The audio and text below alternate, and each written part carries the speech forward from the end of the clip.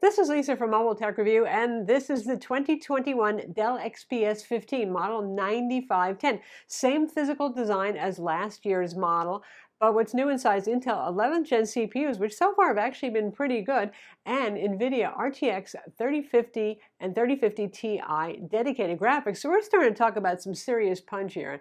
And I often feel like the XPS 15's every redesign takes a couple of revisions before they really get to where Dell envisioned they would always be in terms of performance and thermals and stability and all that stuff.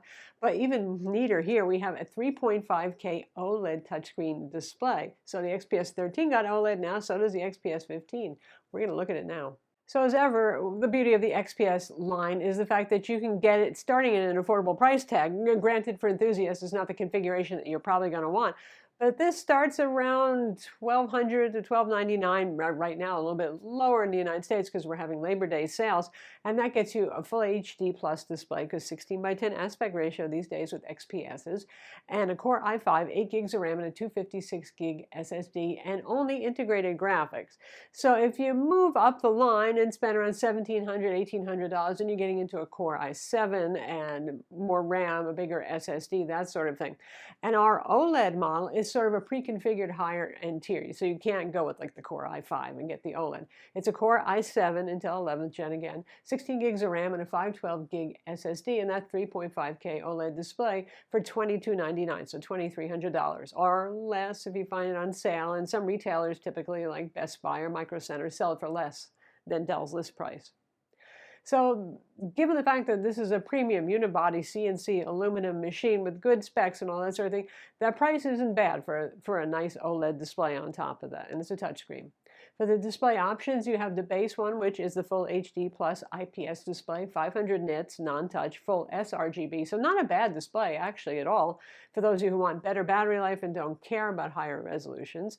There's also a 4K plus IPS display, 500 nit as well, full Adobe RGB, so that's a very nice one for designers as well. But for OLED fans out there, there's a 3.5K resolution one, so not quite 4K. And it is gorgeous. And they have a pretty effective anti-glare coating on it. It's glossy and it's touch, so it doesn't really glare all that much compared to, I hate to say it, some HP Spectre models. You will notice it, and there is Gorilla Glass on top, that there's a touch layer on it, but it's well done. And the colors on this, and the color accuracy, the factory color calibration is very good. So this ain't OLED displays of old where the colors were garish or there was a funny yellow tint or off-angle viewing was, this is really very nice stuff. So if you're buying this for content consumption particularly, it's really enjoyable to watch videos on this. And if you're buying it to do some light gaming because the chops are there, it's really, really very nice. I was playing some Apex Legends, which you can see on screen, and it was good. And that Intel 11th Gen CPU, which is an 8-core CPU in conjunction with the RTX 3050 Ti with 4 gigabytes of GDDR6 VRAM, is actually sufficient to play Apex Legends at around 45 to 55 frames per second at 2K resolution or 2K plus. So if you drop it down to 60 frames per second because you're feeling competitive and you want a higher frame rate, that's pretty good. What's even better is the temperatures actually weren't bad on this, as you can see in that clip where we have MSI Afterburner running, so giving us performance metrics on there and thermal metrics. So the XPS 15 has always been a thermally constrained, very thin, more geared towards mobile workstation, high-end productivity kind of stuff, video editing, which is great for it, and not so much for gaming, but they've actually reached the point thermally where it's doable. I mean, I'm not recommending that you buy this if you primarily want a gaming laptop, but if you want some gaming on the side while you're doing your other stuff, like your video editing, your Blender rendering, and all that sort of thing, then yeah. And obviously, if you're a serious 3D person, then you still want something like a mobile workstation or a gaming laptop to do that. But for those of you who are doing it for school or for fun and all that sort of thing, you get the idea. This is also available with a Core i9 in addition to the Core i5 and Core i7 options, and that is a more thermally challenging CPUs from other thin and light designs that I've reviewed, like the MSI Creator line with Intel 11th Gen. So I would say thermally and price-wise, go with the Core i7. You're going to get 95% of the performance without as much of the thermal baggage. For cooling, we have 2 fans and 2 heat pipes, some Gore insulation to help keep the laptop less hot to the touch against your skin. And for the RAM, we have 2 RAM slots, just as we did before. Yay, that. So you can go up to 64 gigs of RAM if you want. It starts at 8 gigs if you're ordering from Dell, and you go anywhere up to 64. And it's DDR4 3200 megahertz RAM. For SSDs, you have a fast NVMe boot SSD. You can get it with either a PCIe 3 or the new PCIe 4, which are much more expensive still and considerably faster, but they're overkill for a lot of people. You know who you are. If you really need that faster SSD, you can get that, and that's because Intel 11th Gen supports that. And there's a second M.2 slot, so that makes the storage quite expandable here, which is nice. In terms of multimedia loveliness, you got quad stereo speakers here, and they're actually quite good. I know they're going after the 16-inch MacBook Pro, which has great speakers, and they're trying to be on parity with that. You got the giant trackpad like a Mac 2, Microsoft Precision.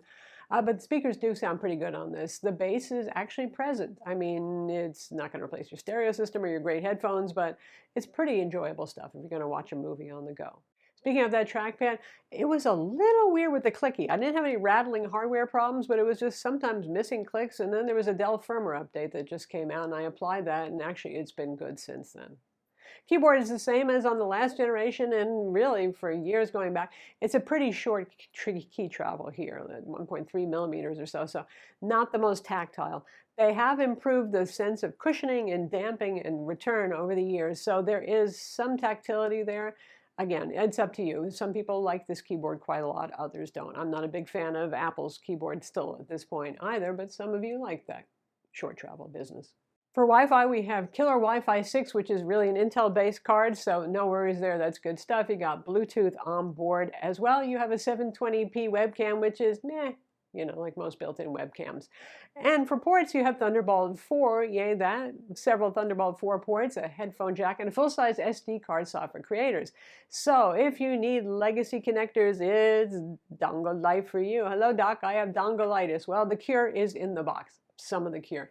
They include the dongle like they have for a while now. It has one USB-A and an HDMI connector on board. When it comes to things like USB-C monitors or USB-C to DisplayPort adapters, you can do all that sort of thing. Display out is supported, Thunderbolt docks are supported, all that sort of thing.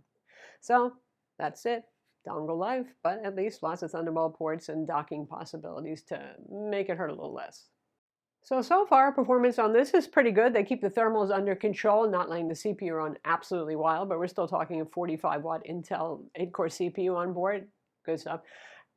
So what about battery life? Well, most models will have an 86 watt-hour battery, unless you get the real base model that has only Intel UHD integrated graphics, then you get a 56 watt-hour battery. So there is a gotcha there if you get that very cheapest model. All right. So we have the 86 watt-hour battery, obviously, which comes with the 130 watt charger. If you get the 56 watt-hour battery, you get a 90 watt charger.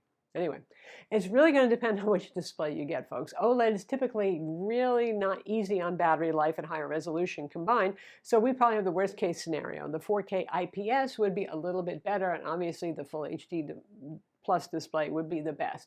I've been averaging about 7 to 8 hours in mixed productivity and light work use with a little bit of Photoshop thrown in, because hey, it is the kind of laptop you want to do Photoshop with, right? But doing social media, Slack, streaming some YouTube video, doing some office stuff, email, that sort of thing with the display set to 200 nits of brightness. All right, same as last year. To get inside, you undo the Torx T5 screws. They're right visible, no problems there. And you pry it off. These has wrap-around unibody metal sides, so where you pry from is, well, a little bit down. Get the idea. That's the underside. Okay, and inside here are 2 fans, the 2 heat pipes, shared obviously, 2 RAM slots, awesome that, so you can upgrade it, DDR4 RAM again, 3200 megahertz, so 64 gigs would be the maximum. And right here we have our boot SSD NVMe and a second slot, so you could add a second SSD in there if you wanted to. And the speakers flank the 86 watt-hour battery as per normal. And here we have a big copper plate and some thermal pad underneath. My guess is maybe that's a heatsink for the PCH. Not quite sure about that. And on the other side, we have the Wi-Fi card. It's soldered on. It's a killer card, which again, Wi-Fi 6, that's really made by Intel, the hardware. So no issues there. Probably wouldn't want to replace that, but that's what that is. So that's the Dell XPS 9510. Obviously, ours is an Arctic white with the white woven interior. You can still get it with silver and carbon fiber black inside if you want it. And as ever, it's a very nice premium, well-built, solid piece, yet it's not too heavy, under 2 kilograms or about 4.3 pounds or so. And for those of you who are looking in the equivalent of a Windows MacBook Pro, this is still in. It's one of the nicest, most best built. And now with that OLED display option, it's pretty enticing. Again, if you're looking for something that has absolute crazy performance, there's gaming laptops and mobile workstations. But for those of you who need to do this, things like video editing, a little 3D work, or you're just the world's most powerful PowerPoint jockey and you like nice things, well, this is it. I'm Lisa from Mobile Tech Review. Be sure to subscribe to our YouTube channel for more cool tech videos and hit the notification bell so you know about them.